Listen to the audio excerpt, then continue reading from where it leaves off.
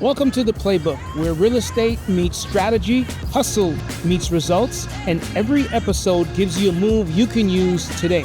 I'm Jeffrey St. Arromand, cast member of Owning Manhattan and partner of the Trisha Lee team at SERHANT. Now let's get into it.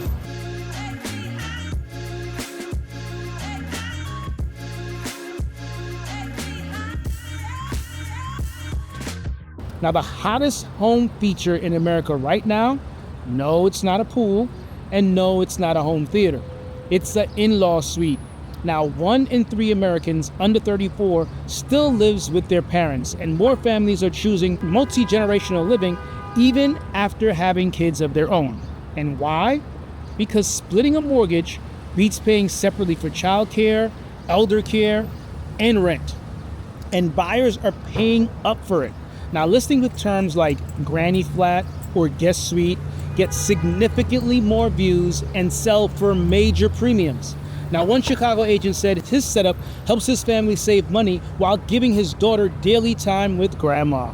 Now, that's not downsizing, that's efficiency. And investors are paying attention. A basement with a separate entrance? Potential rent income. Now, detached garage? Possible ADU.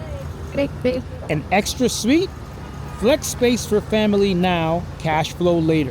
Today's buyers just don't want homes, they want properties that could do multiple jobs at once.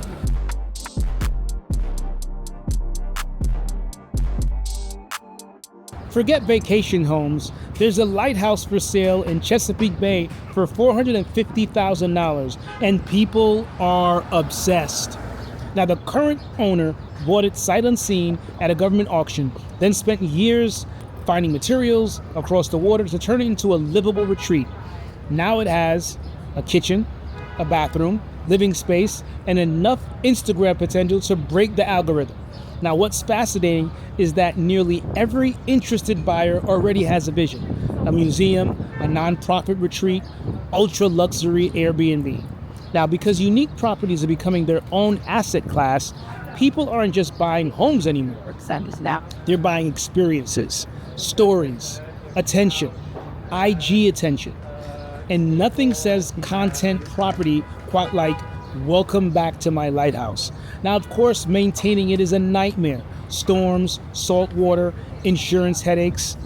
But that scarcity is exactly what makes it so valuable. Now, the homes winning today are the ones no one else can try to copy.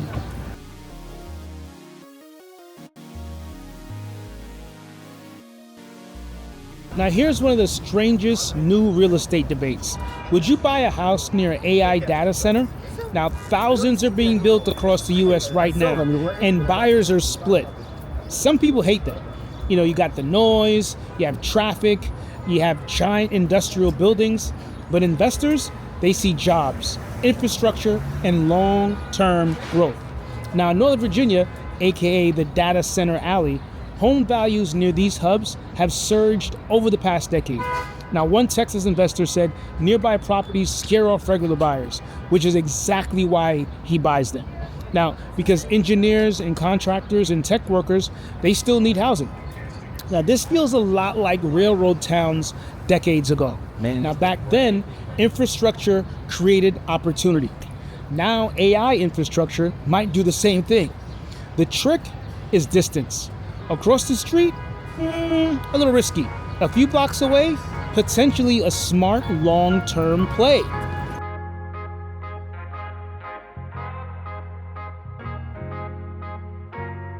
While investors chase Miami and Austin, some are quietly targeting Sacramento. And why? Because it still offers something rare in California: margins. Now, an average home price sits just under $480,000, which sounds expensive until you compare it to the Bay Area pricing. Now, that affordability gap continues pulling buyers inland. Now, one local investor recently bought a property for $295,000, plans to put $50,000 in renovating, and hopes to sell it for near $400,000. Now, that's the formula right now: forced appreciation. Now, pretty turnkey homes, value-add opportunities, and his advice was simple: stop looking where everyone else is looking. So simple. Here's the search: Look for tax liens, pre-foreclosures, code violations, or distressed properties, because the best deals usually start ugly. That's where all the upside lives. It's never on the work you put in, but the acquisition cost is where the margins begin. So that's it for the playbook this week. It's not just the news, it's the play. So be sure to follow the playbook and subscribe to Estate Media for more real estate news, strategy, and stories that actually matter.